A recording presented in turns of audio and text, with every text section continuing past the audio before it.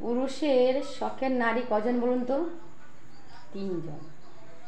এক হচ্ছে তার মা, 2 নম্বর হচ্ছে তার বউ, আর 3 নম্বর হচ্ছে তার মেয়ে।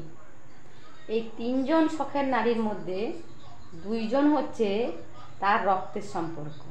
কে কে বলুন তো? একজন হচ্ছে তার মা, আর একজন হচ্ছে তার মেয়ে। এরা 2জন তার রক্তের সম্পর্ক। আর তার স্ত্রী তার রক্তের সম্পর্ক না হলেও তার সঙ্গে কিন্তু সারা জীবন সংসার করে, মানে সারাটা জীবন থাকার জন্য সে চলে আসে, তার মঙ্গল কামনা চায়, তার সঙ্গে থাকে সারা জীবন। সে কিন্তু তার রক্তের সম্পর্ক নয়, তবু সে তার রক্তের মানে তার জন্য, স্বামীর জন্য সে তার রক্তের সম্পর্কের লোক ছেড়ে দিয়ে সে তার স্বামীর সঙ্গে থাকবার জন্য চলে আসে।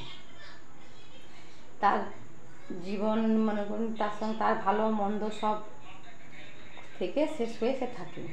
সেহেতু নিজের স্ত্রীকেও প্রচুর পরিমাণ ভালোবাসেন। কেননা যদি না ভালোবাসেন তাহলে সে কী করে থাকবে? সে মা বাবা ছেড়ে এসছে, সে তো আপনার রক্তের সম্পর্ক নয়, তবু তো সে আপনার সঙ্গে জীবন কাটাতে চলে এসছে। সেহেতু স্ত্রীকে প্রচুর ভালোবাসুন, দেখবেন সংসারটাকে আপনার স্বর্গ মনে হবে। কিন্তু স্ত্রীর সঙ্গে যদি খারাপ ব্যবহার করেন তখনই নরক ব্যবহার হবে, কিছু করার নেই তো।